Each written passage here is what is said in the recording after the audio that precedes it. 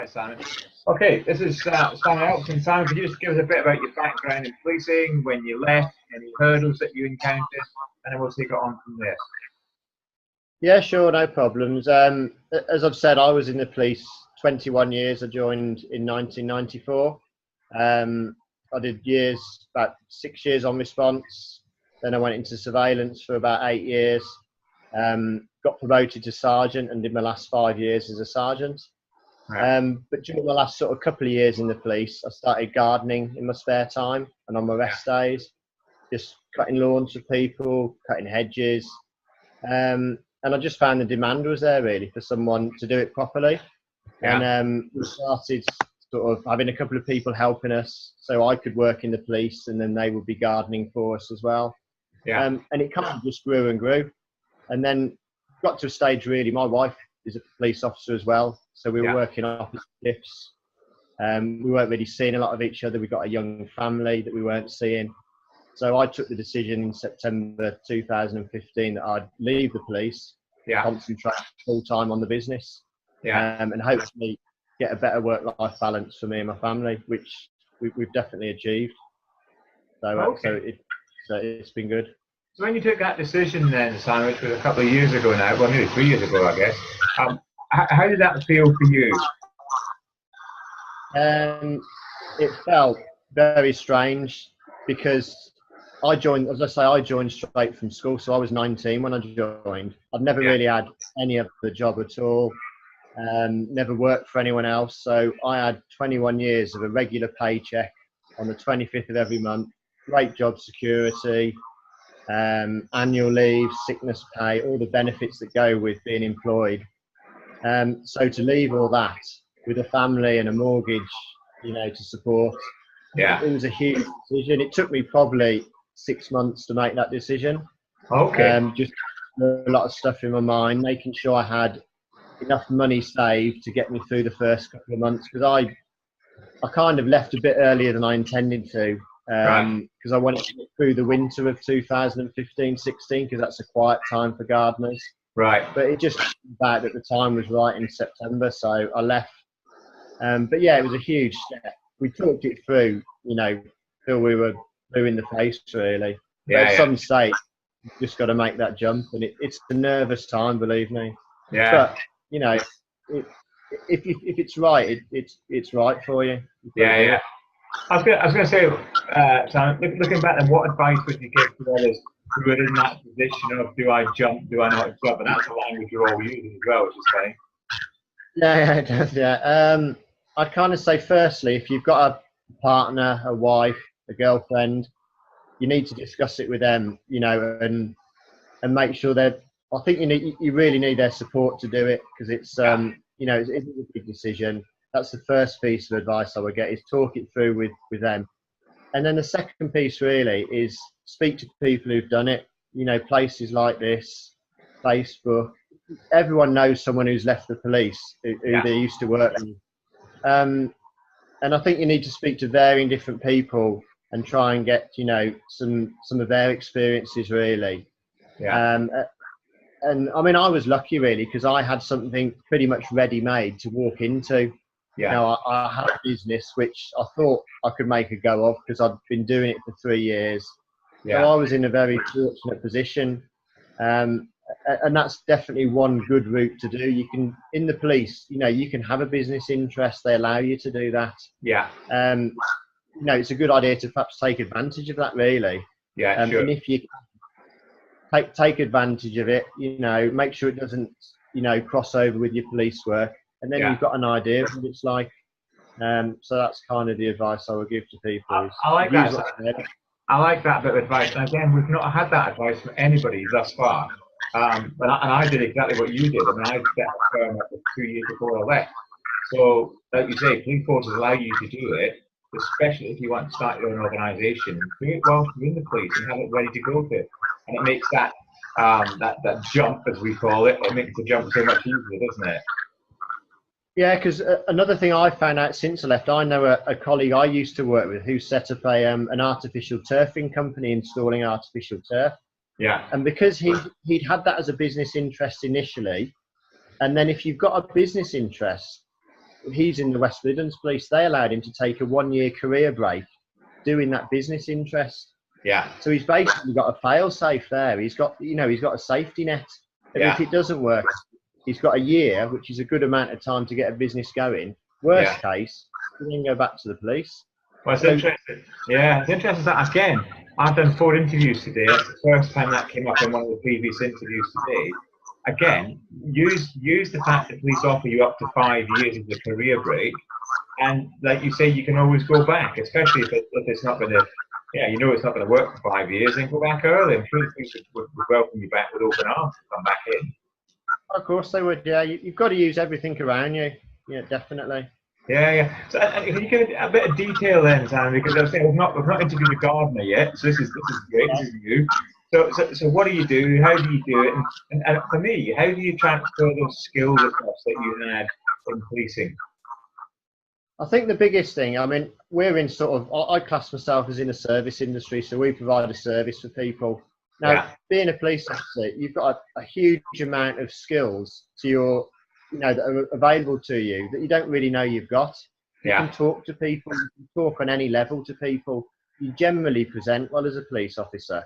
Yeah. You come across well, you can talk, you come across trustworthy. So I think if you're doing some sort of sales or some sort of service sector, that's a huge bonus to start with, is just being able to converse with people, the general public, and customers. So I just found that in the area I looked at, the geographical area, there was a demand for gardeners. A lot of people were doing it. A lot of retired people who are perhaps 65, 70, were happy to put more around. But in the more affluent areas, they want a bit more than that. People are happy to pay, but they want a bit more of a professional service. Yeah. So we just, whereby we DBS checked everyone. Yeah. We put everyone in uniforms. We gave them the right equipment. Yeah. And we made sure they presented well. It didn't matter if they can't garden to start with, because you could teach that. Yeah. But it's just finding what the customer wants and just providing that. So basically, all we do is we provide a regular fortnightly or weekly service to people who need gardening. Yeah. So we cut their lawns, we cut their hedges, we trim their shrubs, we prune their bushes. We do a bit of we do gutter cleaning.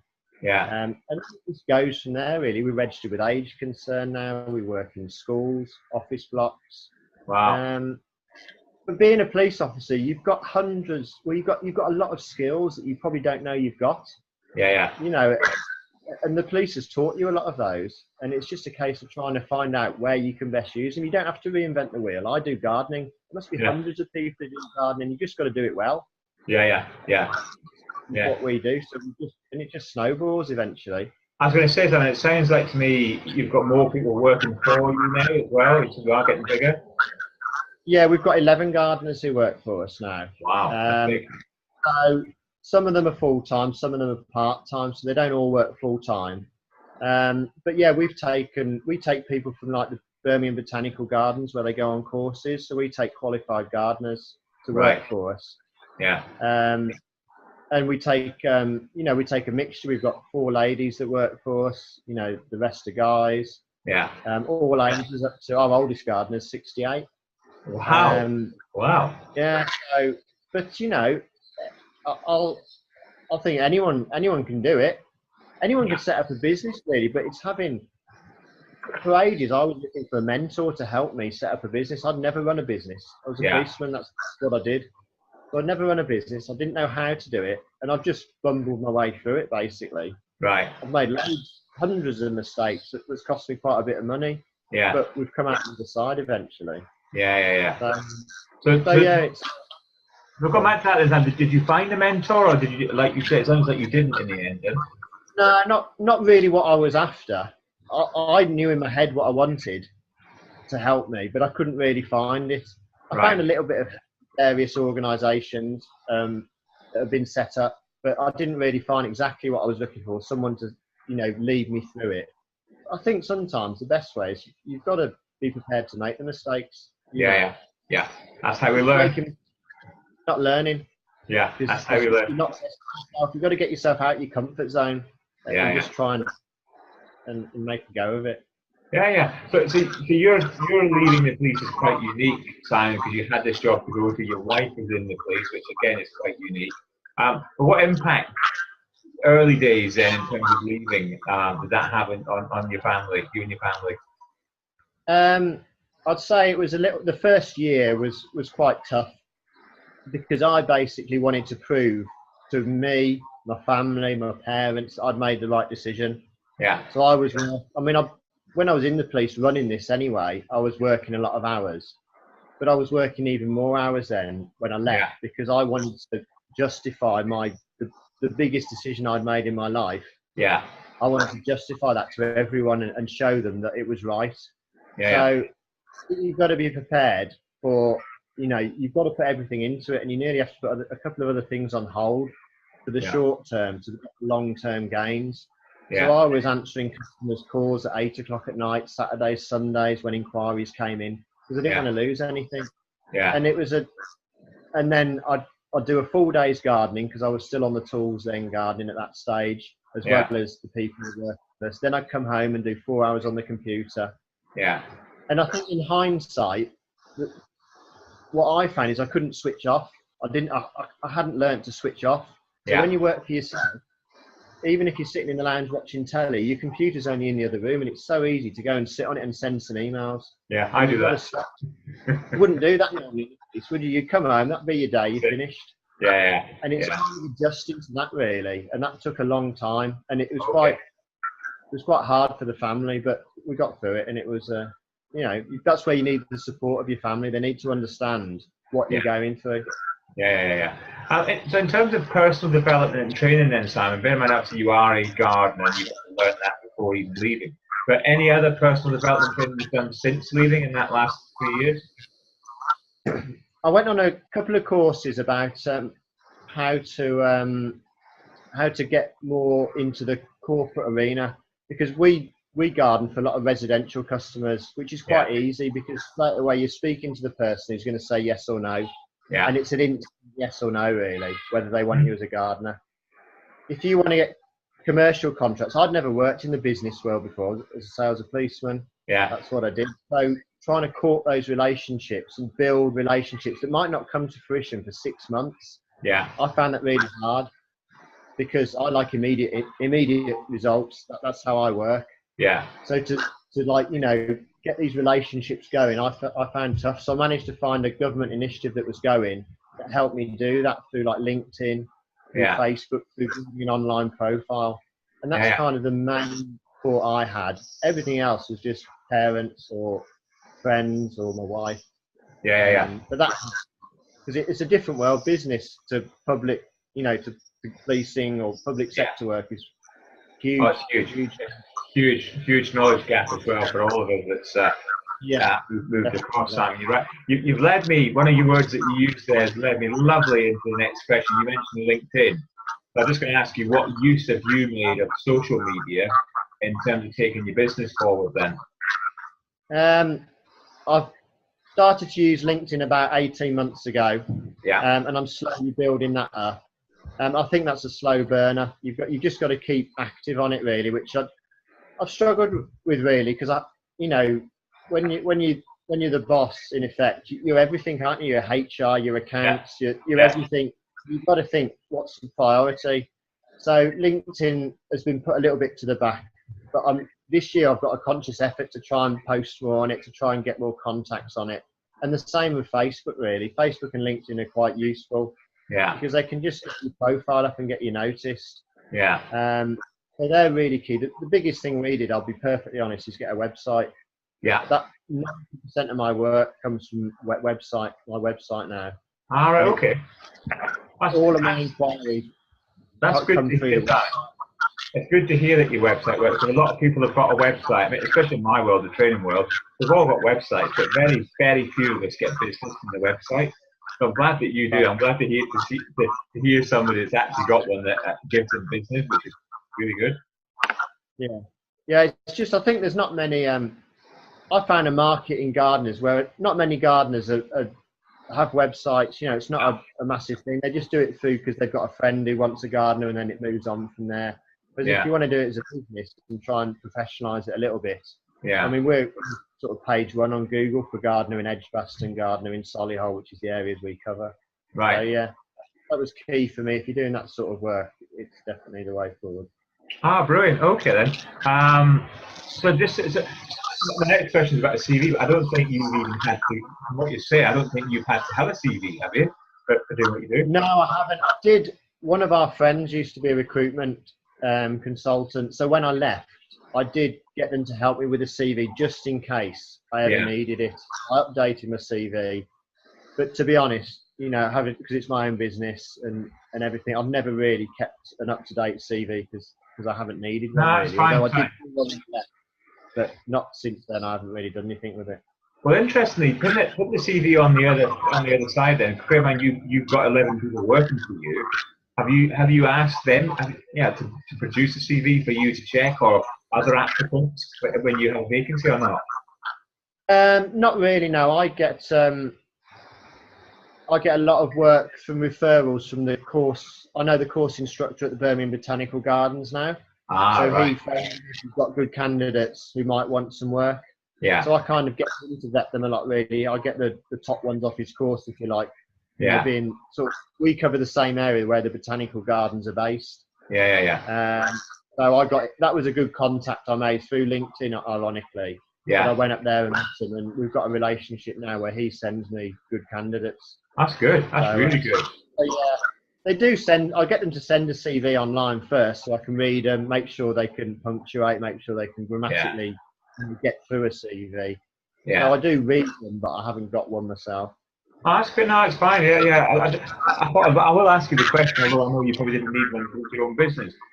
In terms of the skills, then, Simon, competencies that you gained as a police officer, what do you think are the key skills in demand in the outside world? Irrespective whether it's gardening or running your own business, what would you say are the ones that really transferable across? Communication's a huge one. Communication, being able to talk to, Mr. and Mrs. Smith who want a gardener 1 minute, and then a managing director of a fertility clinic the next, a school headmistress the next. Yeah. And just being able to adjust your conversation and the way you are to those sort of people, and then also having to deal with, the gardeners who work for you, because some of them, they're great at gardening, but they're not too eloquent in the way they come across. So you've got to be able to then communicate on their level as well and get a message across from the customer. Yeah. So I'd say by far the biggest thing the police taught me was communication. Yeah. Because I wasn't an outgoing person when I joined. I was quite shy. Yeah. And I still am to a degree, but certainly being the police, that's got to come out of you. Yeah. And then being a sergeant, when the West Midlands promote you as a sergeant, you get quite a lot of training around how to manage people, which was really useful because managing people is key. Again, you've got to get great staff. If you've got great staff, you're onto a winner to a degree. Yeah. But you've got to be able to motivate them. You've got to be able to be able to deal with them right, task them right, manage them. And the police helped with that as well. Luckily, because I was a manager in the police, a manager. So those are the two key skills that have really helped me. I'd always been organised anyway. I think when you do get promoted, you need to be quite organised as well as a sergeant, but even as a PC. But communication, managing people and being organised, that's pretty key, to be honest. That's good. I like those, and I can see how that readily fits into doing what you do with the gardening world and having 11 people working for you as well. Because you've got to obviously keep on top of it all and manage them as well. Yeah. But next question in relation to finance. I mean, did you receive any guidance from West Mids or from anybody outside of piecing all together in terms of making that decision? Now, when I handed my resignation in, it's all pretty clinical, to be honest. Yeah. I did my white report, my duty report. I handed it to the DI at the time, who was my line manager. Within 5 minutes, he'd taken it up to the senior management level, came back down, said, okay, you can go, on this date. And that was it. That was it? Literally, that was it. Wow. And I had some annual leave to take, so I booked that off, and I didn't look back as I walked out that door. There was no follow-up. I didn't expect there to be honest. I wasn't expecting a follow-up or anything. You know, there's no welfare. But again, you're not in the police anymore, so you've got to probably accept that. But it's all very, very black and white. You do realise when you do that how small a part of the organisation you probably are. You know, I was a sergeant, I was a low-level manager, and to be honest, I'll just get someone in straight in my shoes to replace me. That's it, you know.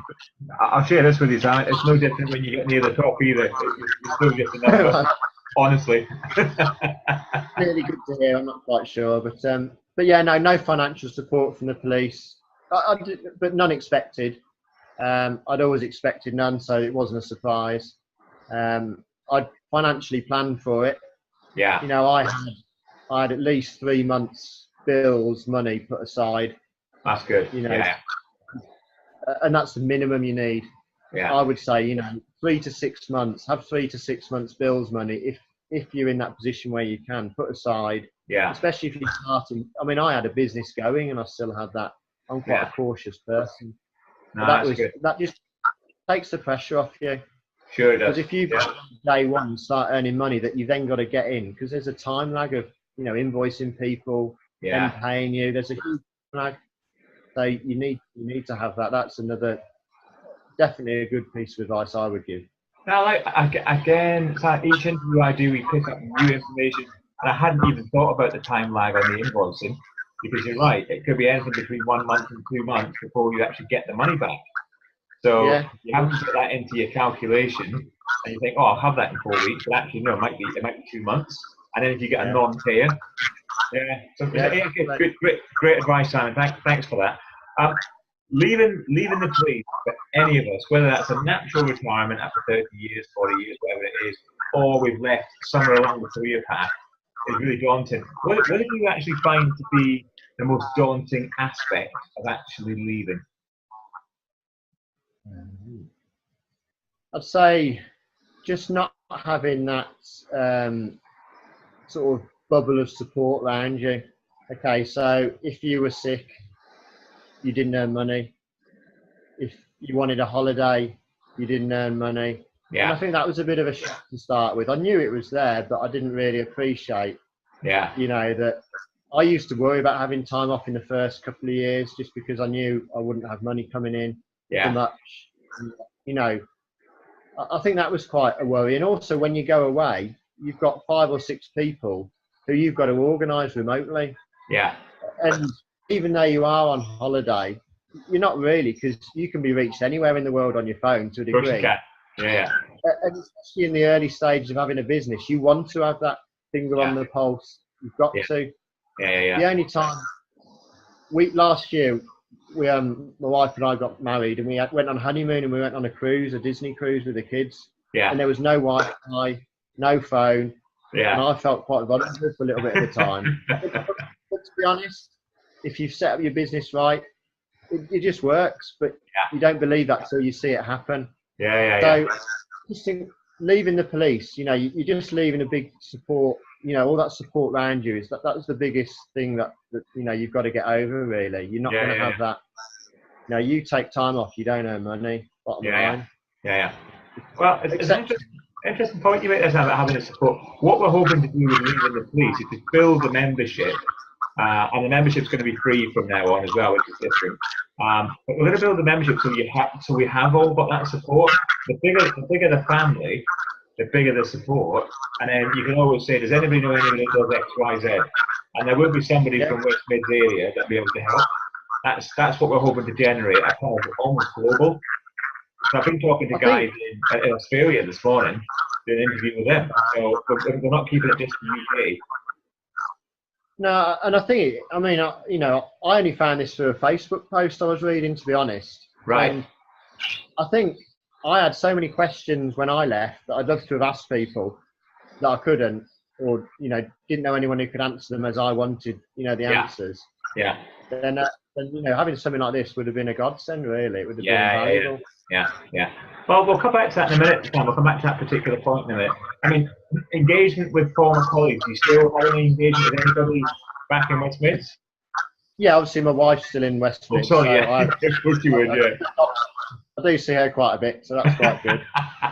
Yeah, I do. My the usher at my wedding, who's a good friend, he's still in the West Mids Police. I see him, you know, a couple of times a month. A guy I was on surveillance with, I probably meet up with once or twice every 2 months. Obviously, I've got friends on Facebook who I can, you know, you see their posts, you chat to them on to a degree. So yeah, there is people I still keep in contact with through the police. You know, probably about 4 or 5.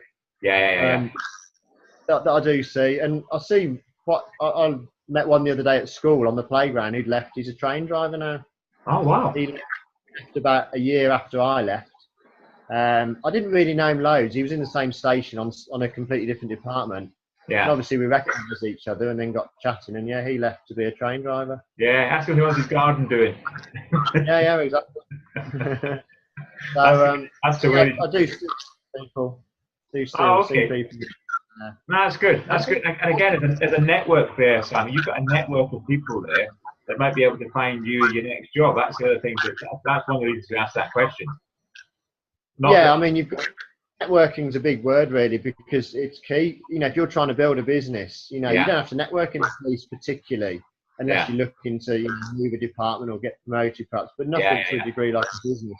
And that's an alien area to policemen, I think. No, you're right. Actually, yeah, that's a good point. I mean, I'm gonna take that back as a learning point, because you're absolutely spot on with that. We spend time networking maybe when we leave, but actually we're going to the wrong place. And exactly. I was going to say, I'll share this with you. A lady who was coaching me after I'd left, she said, "Who is your target audience?" And I really had to think about it. Where do they go? There's 3 questions. Who's your target audience? Where do they go? And how do you reach them? Just those 3 questions alone are the 3 questions she asked. And I was stumped. I said, I deliver training. She said, "But who to?" And I said, "Anyone." She said, "No, you can't deliver to anyone. You have to have a target audience." So once you learn those things, then you realise you're going to the wrong places for networking. Yeah, exactly. And yeah, that's a really good point. You've got to know who you're trying to sell yourself to. Yeah. I think the problem with policemen is because of the job we do, you're very task focused. Yeah. And basically, you're task focused, you do your job, and you get an instant result. You either arrest someone, you take a crime report, you deal with a victim. Yeah. Whereas the world of business is a lot more grey. There's no instant results. Sometimes you've just got to court people and work at it. Yeah. Skill you can learn. So moving forward now, then, Sam, you're 3 years on. What's the most challenging part of what you do now, then? I'd just say keeping it all together, basically. You know, we're quite lucky. We've got a lot of demand, so we're never short of inquiries or customers. Yeah. I think challenging is finding the right people to work with you. Right. Staff, I'll pretty much be honest, is the biggest challenge for me. Okay. You know, I'm working with a certain type of person, you know, they perhaps want to do gardening 2 days a week, playing a band 2 days a week. So it's just trying to balance what works for them and what works for me. Yeah. You know, if you can go and find another job where you haven't got staff to manage, then, you know, that would be great. Yeah. Ultimately, if you can grow as a business, I've only got 40 hours, 45 hours in my week. Exactly. So if I'm going to have a business, I've got to rely on other people. Yeah. And I think finding those people, I've kissed a lot of frogs to get where I am. Yeah. People I've got. And that's a huge challenge, finding the right people, keeping them interested, you know, keeping them motivated, and just generally looking after them. Yeah. And, you know, gardening's quite a low skilled job with the best will in the world. Anyone can say they're a gardener. You don't need qualifications. Yeah. A lot of the applicants you get through are low skilled people. Yeah. You know, but some of them are absolutely amazing. They're reliable. They turn up. They can interact with the customer. Some can't do any of those. I agree. But, you know, you've got to find. Yeah. If you can find people to garden for you, you've got a business. Yeah. When I'm gardening, that's it. It's just having an overview of it all. Then you know you've got a business. Yeah. No, I agree. Totally agree with you. We mentioned about leaving the police, Simon. So 3 years ago, I'm not sure if you've seen our website. It doesn't matter to answer the question whether you have or you haven't seen the website. But if you had a leaving the police website 3 years ago, what would you have liked to have seen on it? when you were making that big decision to move on? I would have liked. I'd like to have seen some contact details for people who'd already left. Okay. And probably ones who'd left recently, so like in a sort of timeline order. Yeah. Because I'd like to have personally spoke to them, Right. and asked the challenges they found. What do they think? You've got that many questions, to ask, and you can only ask ex-policemen really, because they're the ones who've made that jump, as you so rightly said. So I think being able to speak to people, whether it's on a forum, whether it's on a blog, well, not a blog, a chat room, or whether it's having their contact details, and just support off someone who's done what you are going to do. That would have really, and then also just some people what people have done when they've left, because a lot of people want to leave, but they don't know what they want to do. Yeah. Because policemen are reasonably well paid for what they do. So you're trying to replace quite a decent salary to a degree. Yeah. If you're a PC or sergeant, that's good money. Yeah. So just finding what people do and how they actually got there. How did they get that interview for that job? How did they get into that line of work? That would have been interesting. Luckily, I knew what I wanted to do. No, that's good. Some people want to leave, don't know what they want to do. They just know they want to leave. Yeah, exactly. And getting advice from somebody that has done it and been in that position is good. Well, we've certainly got webinars. What I've picked up there, something we haven't heard before, and I'll speak with Mark after, is the chat room side of it. Again, I know you get lots of chat rooms in lots of organisations these days. We haven't got a chat room yet, but I think that's a great idea that you've come up with, that we do provide a chat room. Volunteers go in there that have left policing, and then open for questions in terms of somebody that wants to leave. Why not? Yeah, exactly. But just having if you could Skype or face to face someone, they can be anywhere, and just you could fire questions at them, and someone like me or you could just say, well, this is what I did, this is what worked for me, this is what didn't work. Yeah. And just have that, and nearly like having a mentor to help you through the leaving process. Yeah. That would be great. Yeah. Well, we've certainly got people, coaches and mentors, and we're trying to make it as least expensive as we can for people. We recognise that, although, like you say, cops are reasonably paid, but this day and age, we're not getting pay rises. Every penny counts. So we recognise that as well. So I like the idea of the chat room. I'll certainly look and see if we can get that set up. We do have webinars, and it might be we pinpoint a webinar towards literally helping people to leave, and then see what that looks like and get people to join in on that. So we run one of those every couple of months, and then people know it's being run, and they come and join us. Right. Yeah, that'd be good. Where are we now with this? Oh, we're near the end now. You'll be glad to know that your children are still in the background awake for you. I did hear them earlier. What does success look like for you in the future then, Simon? Well, pretty much now, I think we're kind of where we want to be, really. I've got, a stable business. We've got a good customer base, and we've got some good employees. So now, I think 2 years of hard work are hopefully going to pay off. Yeah. We've got a bit more financial freedom. We've got,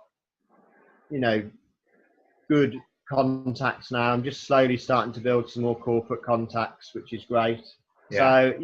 So it's actually I do feel for the first time in the last 2 to 3 months I'm running a business now, as opposed to being a gardener who's got some people helping him. I do feel like I'm actually managing it a bit more now. Okay. So I just hope luckily the good thing we've got is there's a huge demand for around here. You've got to, if you're going to do something like this, you've got to pick the right area. Yeah. We luckily have, and it's just them trying to service that demand and manage it really. Sure. But no, it's 100% the right decision. I'd never look back. Right. I'd never change. So yeah, I'm really pleased with what I did. Okay. My last one really is more for you to kind of give a shout out, Simon, for your business more than anything.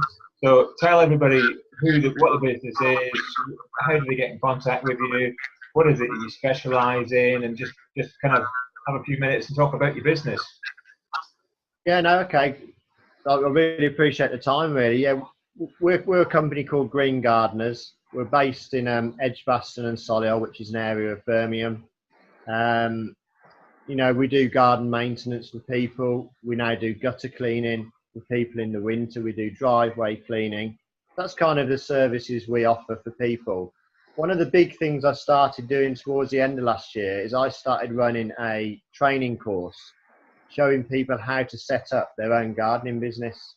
Right. So I've had a couple of people, not from the police, who come to me who are either gardeners or just starting out or just leaving gardening college, wanting to set up a gardening business. Yeah. And you know, I've made hundreds of mistakes down the line, costly ones, non-costly ones. Yeah. So I kind of run a one-day course to show them what my business looked like to start with and the processes I went through. Yeah. And then I give them sort of 3 months of coaching to help them get to a stage where they then set up on their own, just working for themselves, or perhaps have one other person with them, helping with a gardening business. That's kind of another area I'm looking at now. Okay. Kind of help with. So yeah, that's kind of what we do in a nutshell. Okay, brilliant. And as we expand the viewership and the followship of Within the Police, Simon, I'm sure there'll be lots of colleagues and ex-colleagues in your area that will see this video, because it'll be open for them to see. It's not going to be open for the public to see. It'll be open for them to see, and they'll know somebody that needs gardening. There's no doubt about it. And you know, you'll be first on call. Listen, thanks for your time. I know it's the evening. I know you're trying to get the children to bed. So many thanks for your time this evening. And I'm sure, as always with these interviews, I always pick up a few new nuggets of information or ideas to help improve Leaving the Police. So thanks very much for your time tonight. No, thanks for allowing me that time, and good luck with what you're doing.